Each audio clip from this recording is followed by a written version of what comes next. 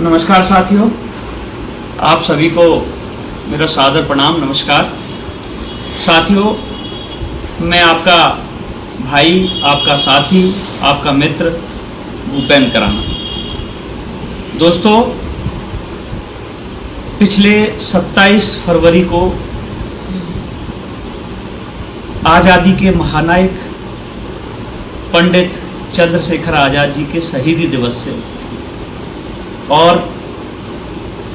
एक और आज़ादी के महानायक विजय सिंह पथिक जी के जन्म जयंती दिवस से जो भिंड जिले के चंबल पुल से समाधान पदयात्रा प्रारंभ हुई थी। जैसा कि आप सभी को विदित है, ये ग्वालियर चंबल अंचल की 5 सूत्रीय जन समस्याओं को लेके ये यात्रा प्रारंभ हुई थी और ये यात्रा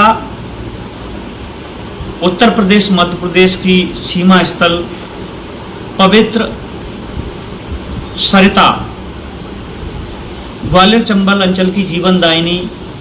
जिसे हम चंबल नदी बोलते हैं, वहाँ से पवित्र जल लेके ये यात्रा प्रारंभ हुई और NH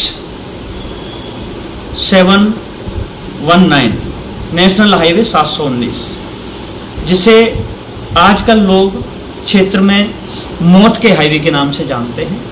उस मौत के हाईवे पे चल के ये यात्रा भिंड के रास्ते ग्वालियर पहुंची और ग्वालियर से नेशनल हाईवे 44 पर चलते हुए ये यात्रा मुरैना और मुरैना के रास्ते धौलपुर में प्रवेश किया और धौलपुर चूंकि राजस्थान में है तो मध्य प्रदेश से गुजरते हुए ये यात्रा राजस्थान प्रदेश पहुंची। राजस्थान से आगरा के रास्ते निकलते हुए हम लोग उत्तर प्रदेश में पहुंचे और उत्तर प्रदेश से मथुरा के रास्ते, वृंदावन के रास्ते में होली मनाते हुए हम सभी क्रांतिकारी साथी पूरे जुनून जज्बे के साथ हम लोग हरियाणा प्रदेश की तरफ कूच किए और हरियाणा प्रदेश में जब चल ही रहे थे, कोसी शहर से हम लोग गुजरे। कोसी से थोड़ा सा 3 से 4 किलोमीटर आगे निकले थे, तभी जो है नेशनल हाईवे 44 पर चलते चलते मुझे अचानक बेहोशी हुई और मैं नेशनल हाईवे 44 पर गिरा और फिर गिरने के बाद मुझे ये नहीं पता कि मेरे साथियों ने मुझे कब उठाया, कब छांव में लिटाया, कब हॉस्पिटलाइज कर दिया। मुझे पता तब चला जब मेरे को ड्रिप लग गई और जब होश आया तो पता चला कि मैं सरकारी हॉस्पिटल कोसी में हूँ और डॉक्टर मेरा इलाज कर रहे हैं। डॉक्टर से कंसल्ट करने पर डॉक्टर साहब ने कहा, चूँकि सौभाग्य से जो डॉक्टर इलाज कर रहे थे उनकी ग्वालियर में ससुराल है, वो रिलेटिव हैं, तो मध्य प्रदेश के होने के नाते उन्होंने मुझसे कहा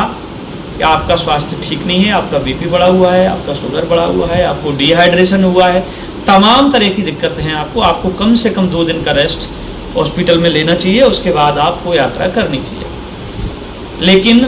चूंकि लक्ष्य तय था, तय समय पर हमें अपने लक्ष्य की ओर पहुंचना था, दिल्ली पहुंचना था, इसलिए उस ड्रिप को चढ़ने के बाद मात्र 3 घंटे में वहाँ से वो ड्रिप निकाल के और पुनः यात्रा प्रारंभ हुई और हम सभी साथी पुनः चल पड़े। इसी दौरान हमारे हरियाणा के साथियों को सोशल मीडिया के माध्यम से, सूत्रों के माध्यम से पता चला कि मेरा स्वास्थ्य खराब हुआ। मैं आभारी हूँ उन हरियाणा के हमारे साथी धन सिंह बैसला जी का, विनोद बैसला जी का, सुनील बैसला जी का, जो सभी साथी अपने अन्य साथियों को लेके कोसी हॉस्पिटल ही पहुंचे और हॉस्पिटल से हमारे साथ लगातार जो है आगे जो विश्राम स्थल था होडल तक उन्होंने हमारे साथ यात्रा की और होडल में हमारे रात्रि विश्राम की व्यवस्था की और होडल से दूसरे दिन वो हमारे साथ पलवल तक साथ रहे। पलवल में उन्होंने हमारी व्यवस्थाएं की और रास्ते में नेपाल सिंह फागुना जैसे समाज सेवी हमको मिले, उन्होंने हमारा बहुत स्वागत, सत्कार, प्रेम और स्नेह दिया। इन सभी साथियों का मैं दिल की अंतः गहराइयों से आभार व्यक्त करता हूँ, धन्यवाद व्यक्त करता हूँ। और साथियों, जैसा कि आज संघर्ष की जीत हुई, जिस प्रकार साथियों ने लगातार ये 600 किलोमीटर की पदयात्रा की, न पैरों के छाले देखे, न सर पे पड़ती धूप देखी, न चेहरे की उड़ती हुई चमक को देखा। चेहरे काले पड़ गए, सबके वजन घट गए, खाने पीने की व्यवस्था भी जो जिस प्रकार होनी चाहिए वो नहीं हुई, बिस्तरों में सोना, जमीन पर सोना, ये सब चलता रहा। और अंततः आज हम सबके संघर्ष की विजय हुई। कल हमारी मुलाकात जो 5 सूत्री मांगे थी, उसमें से एक प्रमुख मांग थी कि ग्वालियर चंबल अंचल के किसान भाइयों का जो कृषि संबंधित कर्जा है सरकार का, उसको सरकार माफ करे और किसानों को राहत पहुंचाए। इस मांग के संबंध में देश के कृषि मंत्री माननीय शिवराज सिंह चौहान जी, जो कि हमारे प्रदेश के पूर्व मुख्यमंत्री भी रहे एक लंबे समय और अंतराल तक, उन्होंने हमें सुना, हमारी समस्या को सुना और हमें बड़े सहृदय के साथ उन्होंने आश्वासन दिया कि मैं खुद किसान का बेटा हूं और मध्य प्रदेश मेरी कर्मशील भूमि है। जो भी किसानों के लिए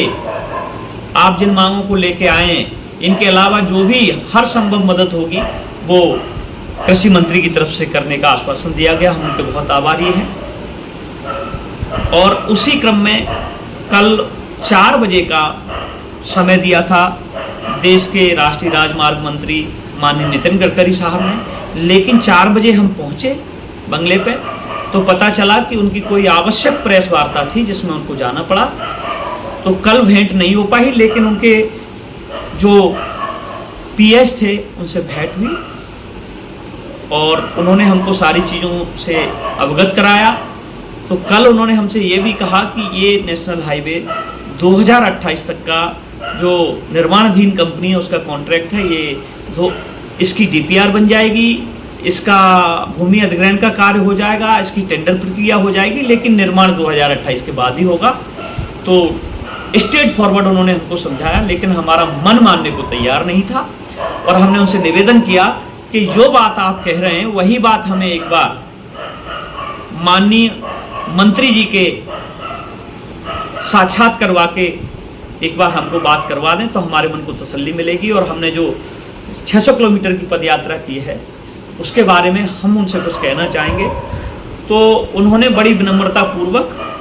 हमको 2 बजे का आज मंत्री जी के साथ मुलाकात का वक्त तय किया और हम सही समय पे पहुँचे। आज बहुत ही सार्थक रूप से माननीय राष्ट्रीय राजमार्ग मंत्री साहब ने हमको आधा घंटे का समय, सभी जितने और मुलाकात करने वाले लोग थे उनको सबसे पृथक करके अलग से समय दिया और बहुत ही बेहतरीन ढंग से हमारी समस्याओं को सुना, समझा। और उसके बाद तत्काल NHI के हेड, जिनको तत्काल उन्होंने फ़ोन किया, फ़ोन पर उनको तलब किया। तलब करने के बाद उन्होंने हमारे सामने ही कहा कि ये इसमें जो कुछ हिस्सा है वो MPRDC का है। तो उसके बाद उन्होंने MPRDC के हेड को तलब किया और उनसे कहा कि ये मध्य प्रदेश से ये बच्चे पैदल चल के आए हैं, आप इसके बारे में बताएं। जबकि गडकरी साहब का कहना था कि इसको हम बहुत पहले ही सैंक्शन कर चुके हैं और इसकी जो जानकारी मिली दस्तावेजों के माध्यम से उसमें ये था कि ये जो नेशनल हाईवे 719 है ये 4 लेन पास हुआ है और इसका DPR भी बन चुकी है और इसकी भूमि अधिग्रहण की कार्रवाई भी, ये सारा कुछ 2027 तक कंप्लीट होना था। ये जानकारी NHI और MPRD के अधिकारियों द्वारा वहाँ पे दी गई। लेकिन हमने हाथ जोड़ के मंत्री जी से निवेदन किया और उनको बताया कि मान्यवर, ये नेशनल हाईवे पिछले 3 साल में लगभग 900 लोगों की जान ले चुका है। अगर इसको 2028 तक हमने एक्सटेंड किया